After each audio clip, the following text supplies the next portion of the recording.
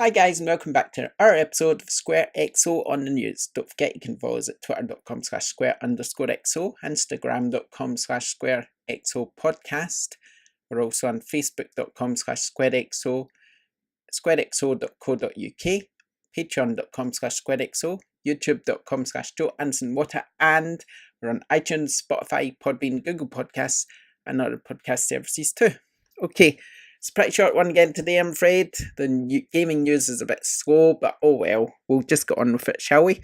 Now, according to rumours, Scalebound is apparently going to be released for the Nintendo Switch. Now, if you didn't know, Scalebound was originally planned as an Xbox One exclusive by Platinum Games, and now apparently it's going to be released on the Nintendo Switch. Now, whether this is true or not is a bit up in the air. For instance, Microsoft cancelled it, and you would think for some reason they would own the IP. I mean, you would think that if they were the ones publishing it. So it seems a bit unlikely, but you never know, I guess. You never know. Maybe Nintendo somehow came to a deal and they're going to release it for the Switch. I imagine there was a lot of work done on it. But so what it says, it was cancelled here at Microsoft 2017. New rumours suggest Nintendo's picked it up and Platinum are bringing it back. However, Scalebound's former producer, I've got his name down here as JP Kellums, he's said in a tweet, I don't know anything about this. I don't work there anymore and haven't talked about it to anyone, but I'd highly doubt this is a thing, which obviously makes the rumour a bit dubious. Platinum are working on a few games for Switch, so perhaps the games have been renamed and they're using some of the assets from Scalebound, or they're just reworking Scalebound into a new game. So I don't know. I don't know if it's true or not, but we'll soon find out, I guess, won't we? But that's the rumour, and there's not much else to talk about today. It's quite quiet, so I thought it was worth mentioning. Especially if it does come back, it'd be quite a big thing, wouldn't it? Okay, next up, the Vita is saying goodbye. Now, I think it was this time last year that Sony said PlayStation Vita production would be slowing down in Japan, and now the two remaining models, which is the PCH 2000 Black model and the PCH 2000 Aqua Blue model, are being listed on the website as ending soon. Now, last time this happened was with PS3. It came up saying ending soon, and then 2 months later, there was no more production. So it could be that Vita is finally being sort of retired and we're not going to see it again. So if you do want a PS Vita, if you think it's a great machine like I do, then go grab one now before it's too late, because otherwise you're not going to end up getting one. They're going to become rare and you're going to have to probably either pay a fortune on eBay or just not have one at all. So go get one, because it's amazing. It's a really great wee device. And obviously Sony has said that they're not working on another handheld device. Although they said that before the Switch completely blew up and took over the gaming world. So plans change, don't they? So if Sony's saw what Switch has done, maybe we'll see another handheld device. Personally, if we want to talk speculation, I think that the PS5 might have some sort of portable nature to it. I don't know how. I'm trying to think. Maybe the controller could be portable, so you could take the controller on the go and play games on it. Maybe it's got a screen. Or maybe Sony will do something with PlayStation Now, and it's streaming that it owns. It owns streaming technology, obviously, so maybe they'll integrate that somehow so that you can play your games on your mobile phone using a Bluetooth controller. This is all speculation. Complete and utter speculation. But you just never know, do you? Okay, what else we got here? Right, there's actually Famitsu, which is a Japanese magazine. They've revealed the best-selling hardware and software for 2018 in Japan. I thought this was quite interesting. So the best-selling software was actually Monster Hunter World. That was on PS4. So that's quite surprising. That sold 2.8 million copies in 2018. So I was expecting a Switch title would be number 1, but it isn't. It's a PS4 title. Switch is of course number 2 and completely dominates charts otherwise. Super Smash Bros. At number 2, selling 2.6 million copies, so not that far behind. Pokemon Let's Go, 1.3 million copies.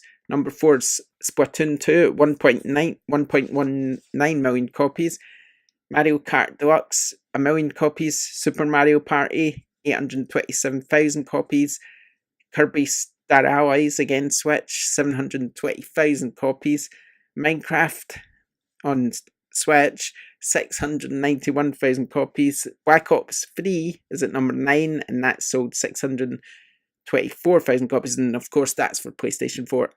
So there we go. And number 10, Super Mario Odyssey, 597,000 copies. So of course the Switch completely dominated those charts. I think there's 2 PlayStation 4 titles in there, one at number 1, one at number 9, and the other 8 are Nintendo Switch titles. So obviously the Switch kind of dominated those charts, even though PlayStation does have the number 1 sold title. As for hardware, obviously you know what's sold the most. It's Nintendo Switch, of course. That sold 3.4 million units, and so far total estimated sales since it released is 6.8 million units.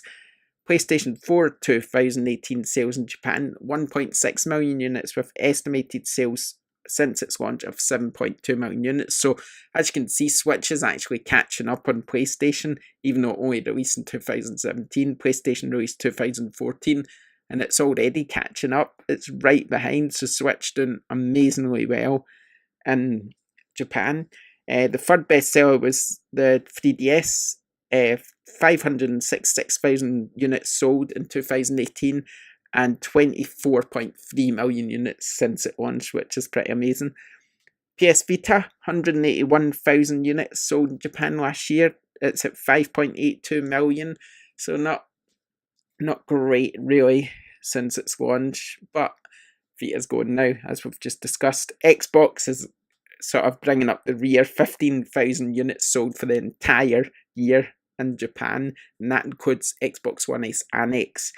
And apparently, estimated total sales of Xbox One since it launched in Japan, which was in 2014, is only 102,931. So that's pretty terrible, really, for Xbox. But Xbox has never really done that well in Japan anyway, so it's no surprise.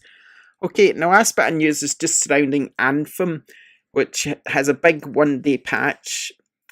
Day 1 patch, not 1 day patch. A big day 1 patch, which is apparently going to target loading times and much more.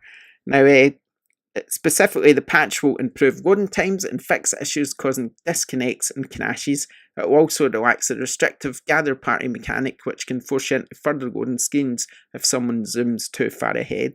So the high-level fixes listed by EA is improve loading times, fix many infinite loading screens, fix multiple challenges not tracking properly. A number of issues have been fixed that were causing players to disconnect or crash, and weapon and gear now have numbers present for modifiers. There's a load of general fixes as well. I'm not going to read all these out because there's just far too many, but it's things like fixing loot and fixing challenges, fixing camera issues, fixing legendary combat contracts, snipers, stuff, strongholds, gears and weapon, javelins, crafting, controls, UI. There's absolutely tons of stuff in this fix.